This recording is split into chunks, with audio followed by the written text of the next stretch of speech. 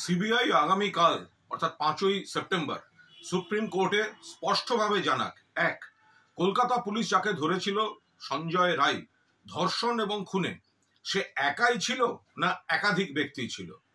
Point number 2, এই ঘটনা ধর্ষণ এবং খুন এটা একটা বিচ্ছিন্ন পৈশাচিক নারকীয় কুৎসিত ঘটনা, নাকি কোনো চক্র অন্য কোনো কারণে এই ঘটনাটা ঘটিয়েছে।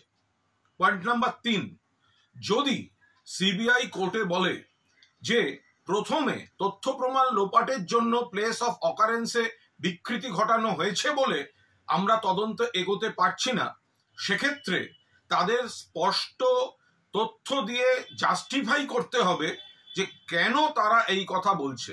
এবং 4, যদি তারা এটা জাস্টিফাই করতে পারে যে প্লেস অফ অকারেন্সে প্রাথমিক বিকৃতির জন্য তাদের তদন্ত এগোতে পারছে না, তাহলে সেই প্লেস অফ অকারেন্স কাদের কাদের দায়িত্বে ছিল তাদের বিরুদ্ধে সিবিআই ব্যবস্থা কেন নেয়নি এবং কি ব্যবস্থা নিতে চলেছে এটাও খুব স্পষ্টভাবে জানাতে হবে। জাস্টিস ডিলেড মানে জাস্টিস ডিনাইড। করাপশন চার্জে সন্দীপ প্লাস 3 জন অ্যারেস্ট হয়েছে, অভিযোগ থাকলে উচ্ছন্নে যাক, কিন্তু মূল যে ঘটনা এই নির্যাতিতার ধর্ষণ এবং খুন, সেই মামলার দ্রুত ফয়সালা সিবিআই কে করতে হবে এবং আগামীকাল কোর্টে মূলত এই 4টে পয়েন্ট নিশ্চিতভাবে তাদের ক্লিয়ার করতে হবে।